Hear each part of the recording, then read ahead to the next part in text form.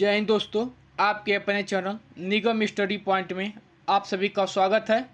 मैं उम्मीद करता हूं कि आप सभी की पढ़ाई बहुत ही अच्छी चल रही होगी और आगे ही ऐसे ही निरंतर चलती ही रहेगी। ओके, आज की इस खास वीडियो में हम बात करेंगे देश की राजधानी दिल्ली पुलिस।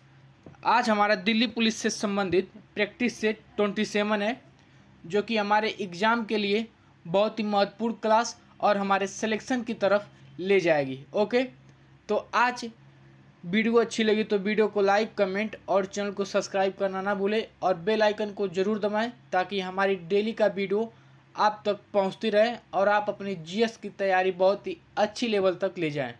तो आइए चलते बिना समय गंवाए हुए अपने पहले प्रश्न की तरफ।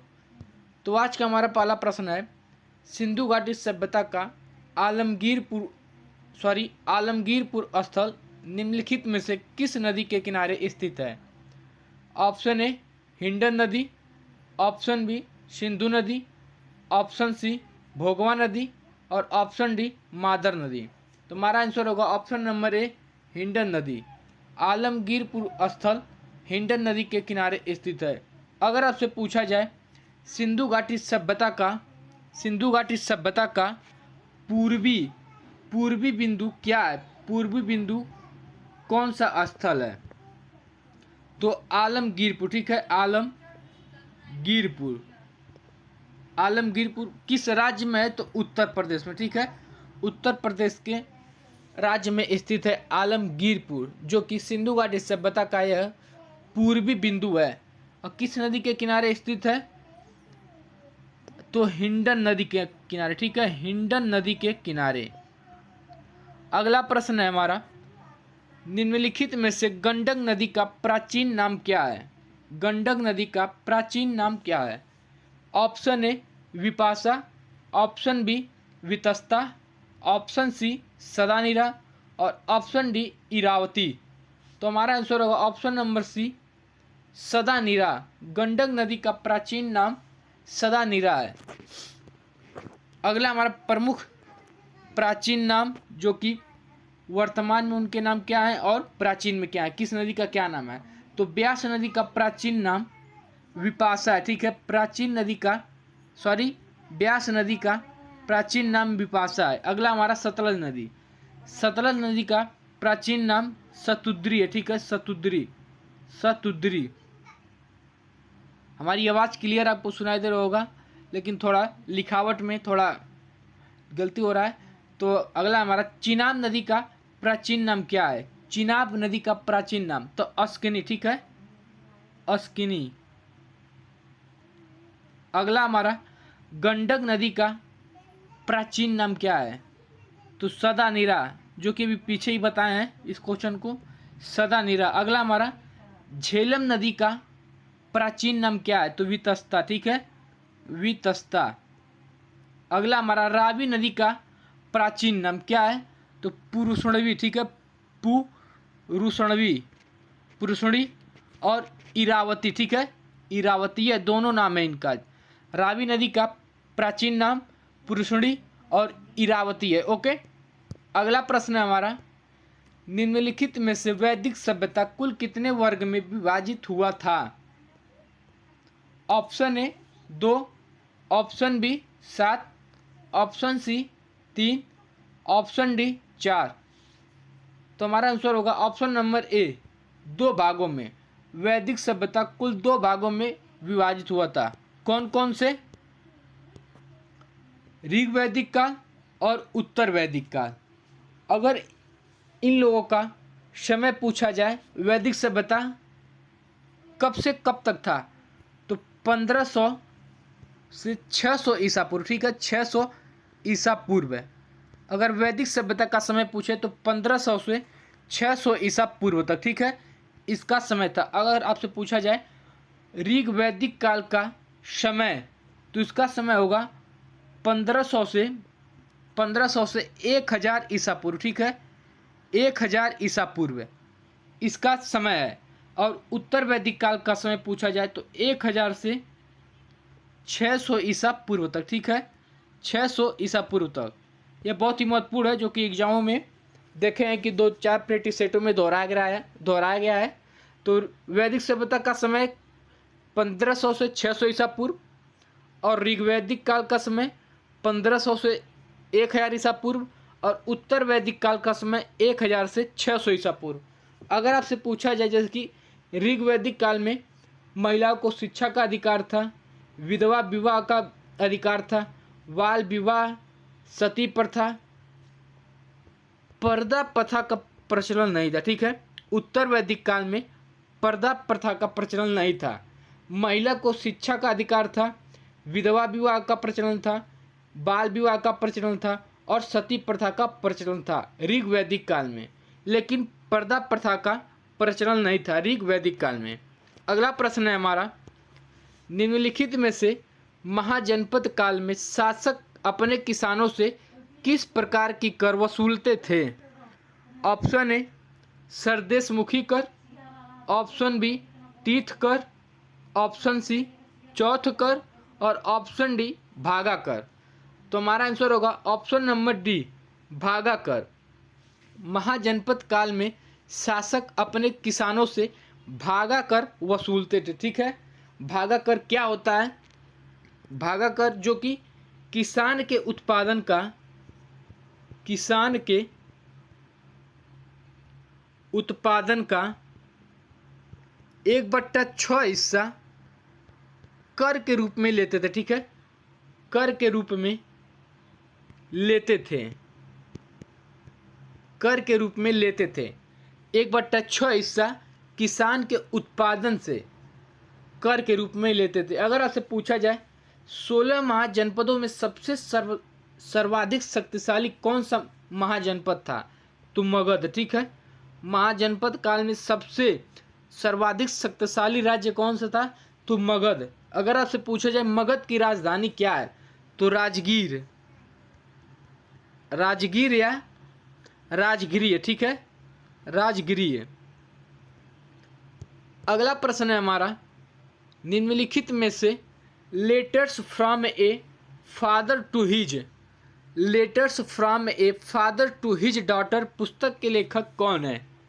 Option A Subhash Chandra Bose, option B Pandit Jawaharlal Nehru, option C Bankim Chandra Chatterjee, Bankim होगा, बंकिम चंद्र चटर्जी, ऑप्शन डी महात्मा गांधी। यह क्वेश्चन पिछले प्रैक्टिस सेट में बताए हैं जो कि बहुत ही मोस्ट इम्पोर्टेंट है। पुस्तकों के लेखक हमारे एग्जाम में 1 से 2 क्वेश्चन हर सेट में पूछा जाता है। ठीक है, हर शिफ्ट में पूछा जाता है पुस्तक से संबंधित लेखक। तो इसके लेखक कौन है? Option number B Pandit Jawaharlal Nehru. Letters from a father to his daughter पुस्तक के लेखक पंडित जवाहरलाल नेहरू हैं। अगला हमारे निम्नलिखित पुस्तक जो कि एग्जाम में बार बार पूछे जाते हैं। पंडित जवाहरलाल नेहरू का कौन कौन से पुस्तक हैं? द डिस्कवरी ऑफ इंडिया पुस्तक के लेखक पंडित जवाहरलाल नेहरू हैं। अगला हमारा एन ऑटोबायोग्राफी 2 वर्ड्स फ्रीडम पुस्तक के लेखक पंडित जवाहरलाल नेहरू। अगला हमारा द डिस्कवरी ऑफ इंडिया पुस्तक के लेखक पंडित जवाहरलाल नेहरू। अगला हमारा ग्लिम्पस ऑफ वर्ल्ड हिस्ट्री पुस्तक के लेखक पंडित जवाहरलाल नेहरू हैं। कौन? ग्लिम्पस ऑफ वर्ल्ड हिस्ट्री पुस्तक के लेखक जवाहरलाल नेहरू हैं। अगला हमारा नील दर्पण पुस्तक के लेखक दीनबंधु हैं। अगला सत्यार्थ प्रकाश पुस्तक के लेखक दयानंद सरस्वती हैं। अगला इंडिया इन ट्रांजिशन पुस्तक के लेखक एम.एन. राव हैं। इंडिया इन ट्रांजिशन पुस्तक के लेखक एम.एन. राव हैं। अगला हमारा वाई सोशलिज्म पुस्तक के लेखक जयप्रकाश नारायण हैं। अगला बंकिम चंद्र चटर्जी द्वारा निम्नलिखित पुस्तक हैं, जैसे कि देवी चौधरानी पुस्तक, दुर्गेश नंदिनी पुस्तक, मृणालिनी पुस्तक, बंग दर्शन पुस्तक और इंदुमाला पुस्तक और कपाल कुंडला पुस्तक के लेखक बंकिम चंद्र चटर्जी हैं। कौन कौन से? देवी चौधरानी पुस्तक, दुर्गेश नंदिनी पुस्तक, मृणालिनी पुस्तक, बंग दर्शन पुस्तक, इंदुमाला पुस्तक और कपाल कुंडला पुस्तक के लेखक कौन है? तो बंकिम चंद्र चटर्जी हैं। अगला प्रश्न है हमारा, निम्नलिखित में से मास्की अभिलेख में अशोक को किस अन्य नाम से जाना जाता है? Option A Priyadarshi, option B Ashok, option C Ashok Maurya और ऑप्शन डी अशोक वर्धन। तो हमारा आंसर होगा option number B Ashok. Maski अभिलेख में अशोक को अशोक के नाम से जाना जाता है। किस अभिलेख में अशोक के अशोक नाम से जाना जाता है? जैसे कि एक तो हो गया मास्की अभिलेख, एक हो गया गुर्जरा अभिलेख, एक हो गया नेट्टूर अभिलेख और एक हो गया उदयगोलम अभिलेख। ठीक है, उदयगोलम अभिलेख में इसे अशोक के नाम से ही जाना जाता है। अगर आपसे पूछा जाए अशोक का शासनकाल कब से कब तक था, अशोक का शासनकाल कब से कब तक था, तो 269 ईसा पूर्व से लेकर 232 ईसा पूर्व तक। ठीक है, 269 ईसा पूर्व से लेकर 232 ईसा पूर्व तक। अगर आपसे पूछा जाए अशोक का राज्याभिषेक कब हुआ, अशोक का राज्याभिषेक तो 269 ईसा पूर्व में। ठीक है, 269 ईसा पूर्व में। अगर आपसे पूछा जाए अशोक ने कलिंग युद्ध कब लड़ा, तो अपने राज्याभिषेक के 8वें वर्ष के बाद। ठीक है, 8वें वर्ष के बाद 261 ईसा पूर्व में। ठीक है, 261 ईसा पूर्व में उसने कलिंग युद्ध लड़ा। ठीक है, अगर आपसे पूछा जाए कि वह अपने पुत्र महेंद्र और पुत्री संघमित्रा को बौद्ध धर्म की प्रचार प्रसार के लिए उसने किस देश में भेजा, तो अपना पड़ोसी देश है श्रीलंका में। ठीक है, श्रीलंका में पुत्र महेंद्र और पुत्री संघमित्रा को बौद्ध धर्म की प्रचार प्रसार के लिए भेजा था। अगला प्रश्न है हमारा, निम्नलिखित में से मंत्रिमंडल मिशन योजना किस योजना के द्वारा पेश किया गया था? Option A cabinet mission, option B प्रारूप समिति, ऑप्शन सी अगस्त प्रस्ताव, ऑप्शन डी क्रिप्स प्रस्ताव। तो हमारा आंसर होगा option number A cabinet mission. Cabinet mission के द्वारा मंत्रिमंडल मिशन योजना पेश किया गया था। ओके, अगर आपसे पूछा जाए कैबिनेट मिशन कब भारत आया, तो 24 मार्च 1996 को। ठीक है, 24 मार्च 1996 को यह भारत आया था। ठीक है, इसके कुल कितने सदस्य थे, तो 3 सदस्य थे। ठीक है, कौन कौन से? पैंथिक लॉरेंस,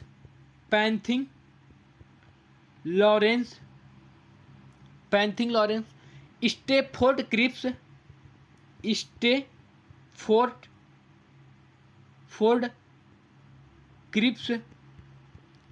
अगले हैं हमारे एवी एलेक्जेंडर। ठीक है, एवी एलेक्जेंडर। क्रिप्स मिशन के 3 सदस्य कौन कौन से थे? पैंथिक लॉरेंस, स्टेफोर्ड क्रिप्स और एवी एलेक्जेंडर। अगर आपसे पूछा जाए कि कैबिनेट मिशन के अध्यक्ष कौन थे, तो पैंथिक लॉरेंस। ठीक है, यह अध्यक्ष थे। कैबिनेट मिशन के अध्यक्ष कौन थे? Pethick Lawrence. स्टेफोर्ड क्रिप्स यह व्यापार बोर्ड के अध्यक्ष थे। अगले हमारे एवी एलेक्जेंडर, यह नौसेना मंत्री थे। ठीक है, नौसेना मंत्री थे। अगर आपसे पूछा जाए प्रारूप समिति का गठन कब किया गया था, तो 29 अगस्त 1947 को। ठीक है, 29 अगस्त 1947 को प्रारूप समिति का गठन किया गया था। अगर आपसे पूछा जाए अगस्त प्रस्ताव का गठन कब किया गया था, तो 8 अगस्त 1940 को। ठीक है, 8 अगस्त 1940 को अगस्त प्रस्ताव का गठन किया गया था। आपसे पूछा जाए क्रिप्स प्रस्ताव का गठन कब किया गया था, तो 1942 में। ठीक है, क्रिप्स प्रस्ताव भारत कब आया था? 1942 में। अगला प्रश्न है हमारा, निम्नलिखित में से सौर ज्वाला को उत्तरी ध्रुव पर क्या कहा जाता है? Option A aurora biography, option B aurora australis, option C aurora borealis, option D aurora cantwelius.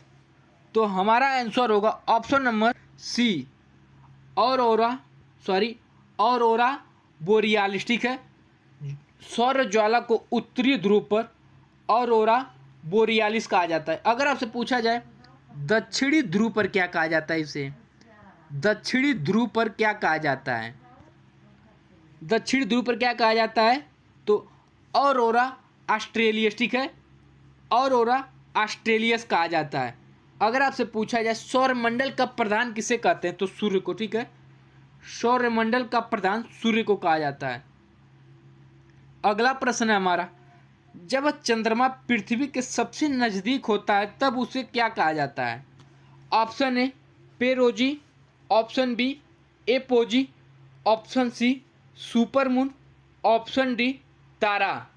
तो हमारा आंसर होगा ऑप्शन नंबर सी सुपरमून। ठीक है, जब चंद्रमा पृथ्वी के सबसे नज़दीक होता है तब उसे सुपरमून कहते हैं।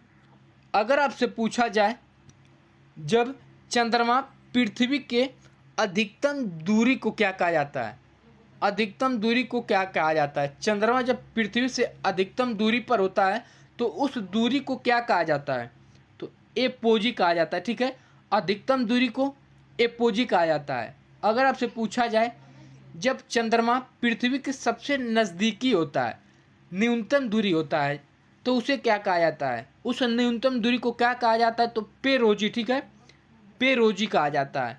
अगर आपसे पूछा जाए चंद्रमा का अध्ययन क्या कहलाता है, तो सेलेनोलॉजी।